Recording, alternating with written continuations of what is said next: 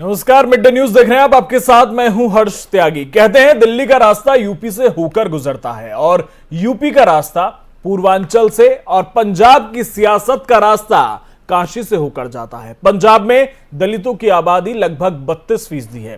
तभी तो पंजाब में दलित वोटरों को साधने के लिए उत्तर प्रदेश के वाराणसी में सियासी नेताओं का जमावड़ा लग रहा है।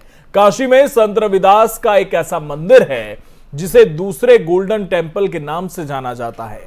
1965 में बना रविदास जी का यह मंदिर दशकों से दलित श्रद्धा का केंद्र रहा है।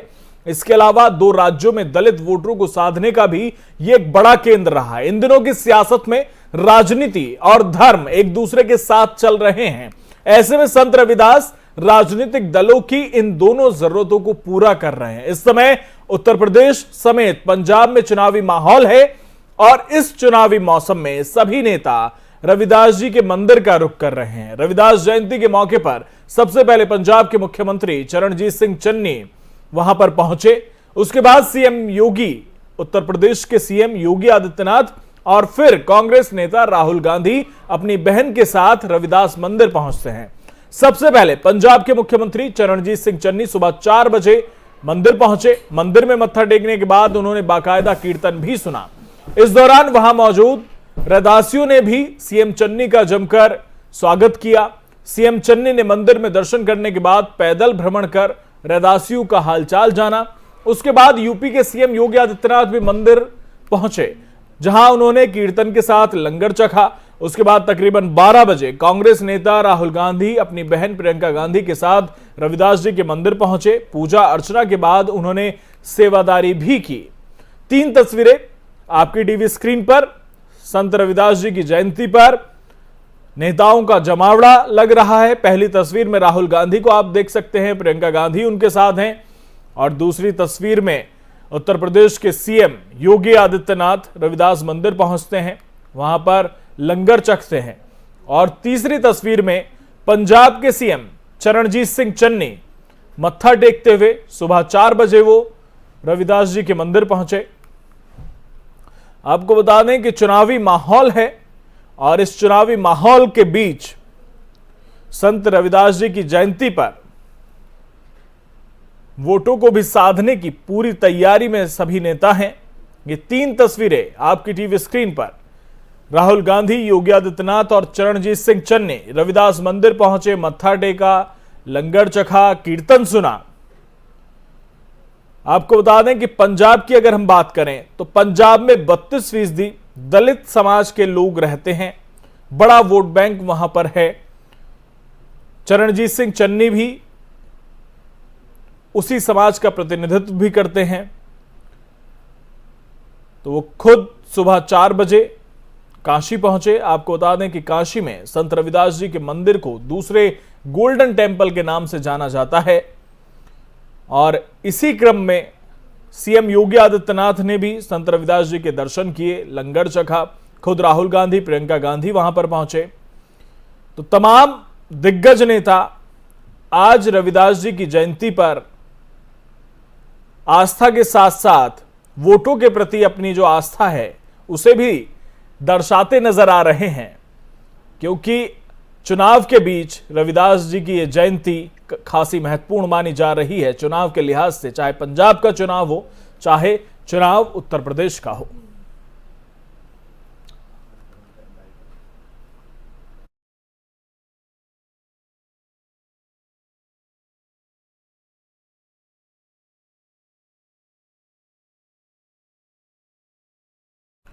पंजाब में आम आदमी पार्टी के संयोजक और दिल्ली के सीएम अरविंद केजरीवाल ने व्यापारियों को संबोधित किया। इस दौरान उन्होंने कहा कि पंजाब के व्यापारियों को किसी से डरने की जरूरत नहीं है। आम आदमी पार्टी की सरकार बनने पर अच्छा माहौल देंगे। साथ ही उन्होंने पंजाब में आम आदमी पार्टी के सीएम फेस भगवंत मान के 51,000 से ज्यादा वोटों से जीतने की बात कही है। क्या कुछ कहा अरविंद केजरीवाल ने, सुनिए। एक मैं और भगवंत जी जब गांव-गांव में जा रहे हैं, पंजाब के अंदर अभी भगवंत जी ने बताया कि व्यापारियों को डरा रखा है। ना केवल व्यापारियों को, पंजाब के हर आदमी को इन्होंने डरा रखा है। पर्चा राज पूरे पंजाब में है। झूठे पर्चे करते हैं, बहुत ज्यादा झूठे पर्चे करते हैं, डराते हैं। मतलब माहौल ऐसा है कि कोई पत्रकार किसी से जाके अगर पूछता है भाई किसको वोट दोगे, लोगों को बताने में डर लग रहा है, कहते जी पर्चा हो जाएगा, हम साइलेंट वोट देंगे, पर्चे। लोग मुंह खोलने में लोगों को डर लग रहा है। झूठे पर्चे व्यापारियों के ऊपर, जनता के ऊपर कियो में, ये जितने पुराने पर्चे इन्होंने कर रखे हैं, झूठे पर्चे जो कर रखे हैं, वो सारे पर्चे कैंसिल किए जाएंगे। जनता के मन से डर निकाला जाएगा। जनता खुशहाल रह के अपना परिवार पाल सकती है, अपना काम धंधा कर सकते हैं। ये पर्चा राज बंद किया जाएगा। व्यापारियों के लिए खास तौर से मैं कहना चाहता हूँ, व्यापारी भी बहुत ज़्यादा डरे हुए हैं। एक डर है इस पर्चा राज का, उनके ऊपर भी बहुत झूठे पर्चे हैं, अनाप शनाप पर्चे हैं, एक्सटॉर्शन है। उनसे इतने पैसे दे दो नहीं तो ये कर देंगे, इतने पैसे दे दो नहीं तो आपके ऊपर ये रेड मार देंगे। गुंडा टैक्स, जो टैक्स, पता नहीं किस किस नाम से पूरे पंजाब के अंदर जो है वो फिरौती ली जाती है। इस सब को बंद किया जाएगा। व्यापारियों के मन से डर निकाला जाएगा। आज व्यापारी बहुत डरा हुआ है, उनसे हम अपील करना चाहते हैं कि चिंता मत करो, बस कितने 20 दिन रह गए और 20 दिन, आज 16 हो गई, 20 दिन और 22 दिन और रह गए। 22 दिन और इंतज़ार कर लो डर का, उसके बाद शांति का माहौल होगा, खुशी का माहौल होगा पंजाब के अंदर। ये डर सारा खत्म। 2019 में इनको 32,000 की लीड मिली थी। कल मैंने जनता से पूछा, भाई चन्नी साहब कह रहे हैं 20, बोले जी इस बार इनको 51,000 का शगुन देंगे, 51,000 वोटों से हम भगवंत मान को जिता के भेजेंगे। तो चन्नी साहब समझ लें कि वो अपनी दोनों सीट थोड़ा संभाल लें, दोनों सीटें हार रहे हैं। अभी भी सर्वे एक। तो पंजाब चुनाव से पहले केजरीवाल ने कहा कि व्यापारियों को पंजाब में डरने की जरूरत नहीं है, सरकार बनेगी तो अच्छा माहौल देंगे। अपने सीएम फेज भगवंत मान को लेकर अरविंद केजरीवाल ने कहा कि 51,000 वोटों से जीत रहे भगवंत मान। और इसी पर बातचीत के लिए आम आदमी पार्टी के प्रवक्ता नील गर्ग हमारे साथ जुड़ गए हैं। अरविंद के नील गर्ग जी, बहुत बहुत स्वागत आपका एफएम न्यूज में। धन्यवाद सर। अरविंद केजरीवाल पंजाब पहुंचे और कह रहे हैं कि व्यापारियों को डरने की जरूरत नहीं है, सरकार बनेगी तो अच्छा माहौल देंगे। तो क्या अभी पंजाब में माहौल बिगड़ा हुआ है? ये तो बात हरीश भाई बिल्कुल सच है कि पंजाब में पर्चे की राजनीति चल रही है। इन्होंने इंस्पेक्टरी राज लगाया हुआ है और सबसे ज्यादा टैक्स देने वाला होता है व्यापारी। सब सरकारें चलती हैं व्यापारी के नाम से, लेकिन उसी को सबसे ज्यादा डराया धमकाया जाता है। हमने यदि आज अरविंद केजरीवाल ने व्यापारी साथियों को ये भरोसा दिया है कि हमारी सरकार आने पे हम अच्छा माहौल देंगे, तो सच भी है। आपने दिल्ली में भी देखा कि पिछले 7 साल में हमने कभी रेड राज नहीं वहां पे किया, कभी रेड नहीं हुई, कभी कोई इंस्पेक्टर किसी की शॉप पे ऊपर नहीं गया। उसके बावजूद हमारा जो रेवेन्यू है, जो कभी 26,000 करोड़ हुआ करता था, 17,000 करोड़ रुपए का है। इसका मतलब ये हुआ कि व्यापारियों को अच्छा माहौल दिया जाए, अमन कानून की स्थिति अच्छी हो तो उनका व्यापार भी अच्छा बढ़ेगा और वो इस चीज को लाइक भी करते हैं। लेकिन पीएम मोदी आज पंजाब में, वो तो कह रहे हैं कि आम आदमी पार्टी तो कांग्रेस की फोटोकॉपी है। नहीं, इस चीज का देखो हर एक बंदा अपना कुछ भी कह सकता है, ठीक है ना। वो प्रधानमंत्री है, वो भी एक राजनीतिक रैली करने आए हैं, वो अपनी बात बोलेंगे ही, लेकिन इस चीज का फैसला तो पंजाब की जनता करेगी ना, कौन किसकी फोटो कॉपी है, कौन उनका ओरिजिनल कॉपी है। और आज की डेट में आप पंजाब के किसी भी नुक एंड कॉर्नर में चले जाइएगा, आपको एक ही बात नजर आएगी, इस बार बदलाव को वोट देना है, इस बार आम आदमी पार्टी को वोट देना और भगवंत भाई को पंजाब का मुख्यमंत्री बनाना है। लेकिन नील साहब, एक बात समझ में नहीं आती, जब पीएम मोदी या बीजेपी ये कहती है कि आप कांग्रेस की फोटोकॉपी हैं या कांग्रेस जैसे हैं, वहीं कांग्रेस आपको कहती है कि आप बीजेपी के लिए काम कर रहे हैं, कांग्रेस को नुकसान दे रहे हैं। मैं वही कह रहा हूँ, इस चीज का फैसला पंजाब के लोग करेंगे कि हम किसी की बी टीम या किसी की फोटोकॉपी नहीं है, हम पंजाब के लोगों की ए टीम है और पंजाब के लोगों की ओरिजिनल कॉपी है। और क्योंकि हम मुद्दों की बात करते हैं, इन लोगों के पास मुद्दा तो कोई है ही नहीं है, एक दूसरे को सिर्फ ये क्रिटिसिज्म ही ये लोग कर सकते हैं। हम स्कूलों की बात कर रहे हैं, हम हॉस्पिटल की बात कर रहे हैं, हम अच्छे इन्वायरमेंट की बात कर रहे हैं, हम नशे को खत्म करने की बात कर रहे हैं, हम रोजगार की बात कर रहे हैं। इनके पास बताओ एजेंडा है कहाँ पे? नशे का जब आप जिक्र करते हैं तो वो कहते हैं कि दिल्ली में तो आप शराब फ्री बंटवाने तक को तैयार हैं। क्या कह रहे हैं आप? जब आप नशा मुक्त करने की बात करते हैं तो विपक्ष आपकी दिल्ली में आबकारी नीति को लेकर सवाल उठाता है। नहीं, देखिए वो जो क्वेश्चन उठा रहे हैं वो अगेन आधारहीन क्वेश्चन है। तो ये बीजेपी मान लो क्वेश्चन उठाती है हमारे ऊपर, तो क्या ये बीजेपी बताएगी? बीजेपी की आज 19 राज्यों में सरकार चल रही है, क्या वहां पे इन्होंने शराबबंदी की हुई है? क्या गुजरात इनका सबसे बड़ी प्रयोगशाला हुआ करता था, तो वहां क्या हालात है, ठीक है ना। ये जी। इस चीज को जो एक्साइज है, जो एक्साइज पॉलिसी है, वो गवर्नमेंट की पॉलिसी के तहत आती है, वो सरकार ने देखना होता है उसको कैसे चलाना, कैसे नहीं चलाना। शराब का मतलब ये थोड़ा ना होता कि आप पंजाब में चिट्टे का बेचने का या दूसरे नशों को बेचने की आप खुली छूट दे दोगे। ठीक है, एक मेरा आखिरी सवाल आपसे नील गर्ग साहब, आज संत रविदास जी की जयंती है और तमाम दिग्गज रविदास मंदिर में पहुंच रहे हैं, मत्था टेक रहे हैं। अभी आम आदमी पार्टी की तरफ से कोई ऐसी तस्वीर सामने नहीं आई है।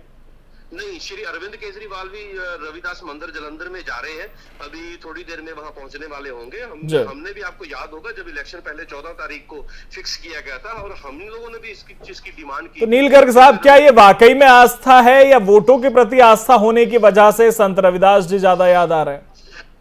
देखिए, जहां तक आम आदमी पार्टी का संबंध है, आम आदमी पार्टी ने हमेशा मतलब इस चीज को माना है कि जो धर्म है और ये आस्था है, ये हर एक व्यक्ति के ऊपर इंडिविजुअल निर्भर करती है। हम इसकी राजनीति नहीं करते हैं, हम हमेशा मुद्दों की राजनीति करते हैं।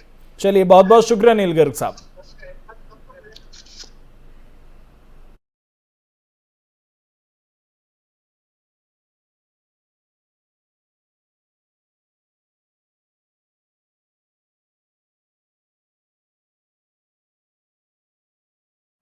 तो डोरांडा कोषागार मामले में लालू प्रसाद यादव को दोषी करार देने के बाद तमाम नेताओं ने प्रतिक्रिया दी है। बिहार के पूर्व मुख्यमंत्री जीतन राम मांझी ने भी प्रतिक्रिया दी। उन्होंने कहा कि लालू जी को सजा होने के बाद गरीब गुरबों में हताशा है। मांझी ने लालू की तुलना भगवान श्री कृष्ण से की।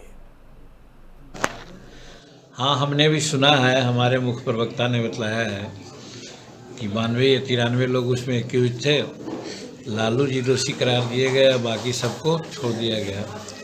तो न्यायाधीश है, न्यायाधीश पर किसी प्रकार की प्रतिक्रिया उचित नहीं होती है और हम मानते हैं कि न्यायाधीश लोग अच्छा ही निर्णय दिए होंगे जी। अब कितना सज़ा वो लोग सुनाते हैं ये तो बात की बात है, और ऐसा मैं मानता हूँ कि लालू जी ऐसे समाजवादी नेता किसी कारण से दोषी करार दिए जा रहे हैं।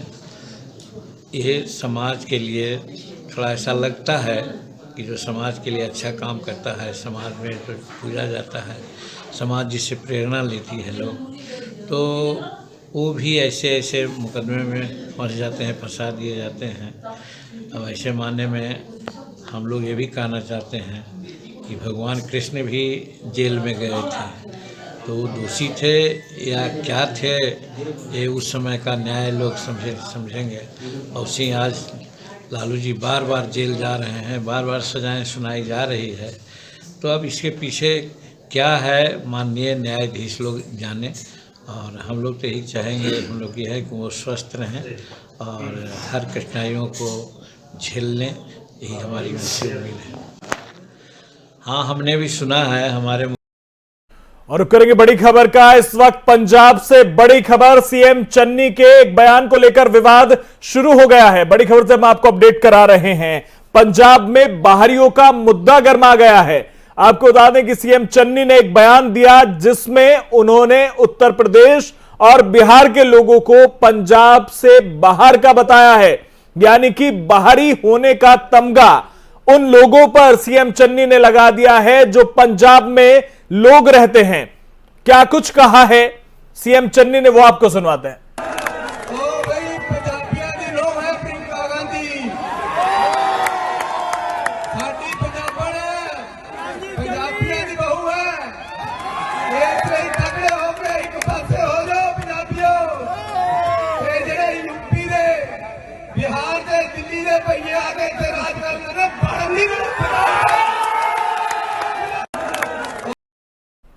बिहार के पूर्व स्वास्थ्य मंत्री और लालू प्रसाद यादव के बड़े बेटे तेज प्रताप यादव ने मीडिया से बातचीत की। मीडिया से बातचीत के दौरान उन्होंने बिहार की मौजूदा सरकार पर जमकर निशाना साधा।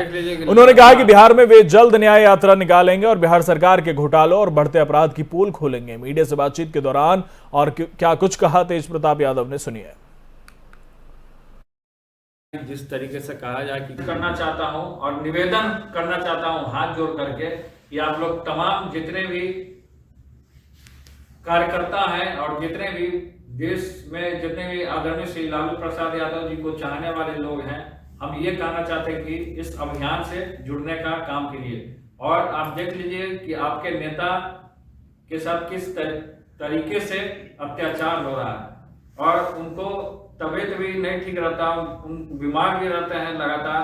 और हम लोग जानते हैं कि किस तरीके से, क्योंकि जब से पिताजी ने जब मुख्यमंत्री थे तो उन्होंने चारा घोटाला को इन्होंने नहीं, आप देख लीजिए कि लगातार आदरणीय श्री लालू प्रसाद यादव जी जो हम लोग के नेता और हमारे भगवान और पिता और पूरे बिहार के समझिए कि वो पुरोधा हैं पूरे तरीके से। एक सामाजिक न्याय जिस तरीके से कहा जाए कि उन्होंने पूरे तरीके से समाज में गरीब गुरबा को उन्होंने आवाज़ देने का काम किया, और लगातार वो संघर्ष कर रहे हैं सदन से लेकर के, सड़क से लेकर के, और लगातार जेल तक। तो हम लोग ये चाहते हैं कि पूरे तरीके से इस अपने नेता के साथ रहें, खड़े रहें, और खून बहाना भी पड़े तो हम लोग बहाने के लिए तैयार हैं। और इसको न्याय यात्रा हमने देने का काम किया है, न्याय यात्रा हम लोग लगाने का काम करेंगे, क्योंकि 21 तारीख को उनका फैसला आने वाला है। उस दिन तक हम लोग अभी रुके हुए हैं, और न्याय यात्रा हमारा मकसद है कि अभी हमने शंखनाद कर दिया है, और पूरे बिहार में और पूरे देश में इस अभियान को हम लोग छेड़ने का काम करेंगे। और इसमें हम टोल फ्री नंबर भी जारी करने का काम करेंगे। इस टोल फ्री नंबर से जिनको जुड़ना है वो जुड़ भी सकते हैं, जो अपना राय भी। जब से स्वामी प्रसाद मौर्य ने बीजेपी का दामन छोड़कर सपा का दामन थामा है, तब से वो लगातार बीजेपी पर हमलावर हैं, साथ ही सीएम योगी आदित्यनाथ पर हमलावर हैं। एक के बाद एक आरोप वो सीएम योगी आदित्यनाथ पर लगाते रहे। अब उनका ये कहना है कि योगी सरकार में जाति देखकर एनकाउंटर किया जाता है। क्या कुछ कहा उन्होंने, सुनिए। योगी सरकार जात पात के नंगा नाच कर रही है, जात पात के समुद्र में डुबकी लगा रही है। अगर वो योगी की बिरादरी का अपराधी है तो बहुत पाक साफ है। अगर किसी उनकी बिरादरी के अलावा गैर बिरादरी का है, कोई ब्राह्मण है, कोई बनिया है, कोई यादव है, या कोई अन्य बैकवर्ड है, कोई दलित है, कोई मुस्लिम है, तो इनको डिस्काउंटर होता है। अगर योगी की बिरादरी का कोई अपराधी है तो पुलिस लाइन के बगल क्रिकेट खेलता है, लेकिन अन्य कोई होता है। बिहार को पर्यटन के क्षेत्र में नई ऊंचाइयों तक पहुंचाने के लिए मुख्यमंत्री नीतीश कुमार फिर एक बार बिहार वासियों को बड़ी सौगात देने जा रहे हैं। राजगीर की वादियों में 177 करोड़ की लागत से निर्मित जू सफारी का उद्घाटन बुधवार की दोपहर बाद बिहार के मुख्यमंत्री नीतीश कुमार करेंगे, जिसे लेकर सभी तैयारियां पूरी कर ली गई हैं। इस जू सफारी में घूमने के लिए ऑनलाइन टिकट की भी शुरुआत होगी। इस जू सफारी के अंदर दर्शक शेर, बाघ और अन्य वन्य प्राणियों को खुले वातावरण में घूमते हुए बंद गाड़ियों में बैठकर देख सकेंगे। इस जू सफारी में बंगाल और गुजरात जू से शेर और बाघ भी मंगाए गए हैं। जू सफारी पार्क को स्वर्णगिरी पर्वत और वैभवगिरी पर्वत के बीच घाटी वाले हिस्से में तैयार किया गया है। साथ ही जू सफारी में विचरण कर रहे जानवरों को दूर से देखने के लिए वैभवगिरी पर्वत पर माइक्रो टेलीस्कोप लगाए जाएंगे। वहीं प्रवेश द्वार पर टिकट काउंटर और ऑडिटोरियम के अलावा बस पड़ाव तथा प्रतीक्षालय और रेस्टोरेंट की भी सुविधा है। राजगीर आने वाले सैलानी अब ropeway, sky walk, glass bridge, nature safari के बाद जू सफारी का भी लुत्फ उठा सकेंगे।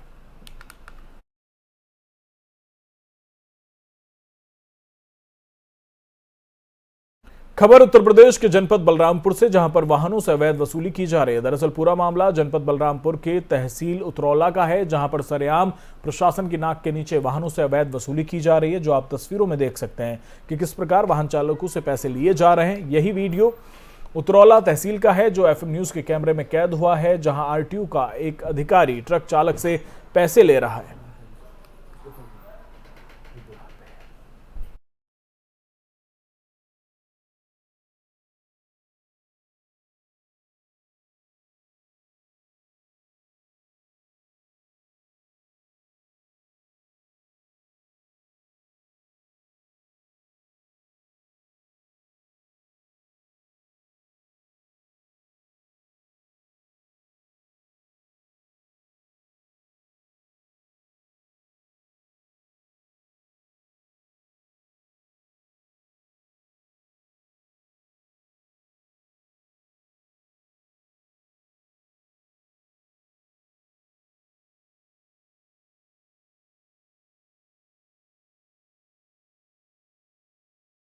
और इसी पर ज्यादा जानकारी के साथ हमारे साथ बलरामपुर से एफएम संवाददाता पवन तिवारी हमारे साथ जुड़ गए हैं। पवन, क्या कुछ इस पूरे मामले में अपडेट आपके पास? जी बिल्कुल, ये जो पूरा मामला है ये तहसील उतरौला का है, जहाँ पे जो है वाहनों के अवैध वसूली को लेकर है। जहाँ पे हमने कवरेज से जब हमारे संवाददाता लिखा गया तो वहाँ पे जो है एकदम खुलेआम जो है प्रशासन के नाक की नीचे वाहनों से अवैध वसूली की जाती है। जी, आपने इस मामले पर प्रशासन से प्रतिक्रिया ली, क्या कुछ कहना है प्रशासन का? जी, मैंने जब प्रशासन से प्रतिक्रिया लेने का प्रयास किया तो वहाँ पे जो उपस्थित भी थे आसपास के जो पुलिसकर्मी थे वो पे वहाँ के चले गए। हालांकि हम दोबारा अपडेट के लिए वहाँ पे जा भी रहे हैं। आरटीओ बलरामपुर से भी अभी मुलाकात करने वाले इस विषय को लेकर। क्योंकि जिस प्रकार देखा जा रहा है, क्योंकि सरकार इस पे सख्त नजर आ रही कि अवैध को लेकर कहीं ना कहीं कार्रवाई की जा रही, केंद्र सरकार हो चाहे राज्य सरकार हो। वही अगर हम बलरामपुर की बात करें तो यहाँ पे वो ऐसे सीधे वीडियो में आप देख सकते हैं कि वीडियो में किस प्रकार वो एकदम बेखौफ होकर रास्ते पे उसे अवैध वसूली कर रहा है। ठीक है, बहुत बहुत शुक्रिया पवन आपका तमाम जानकारी के लिए।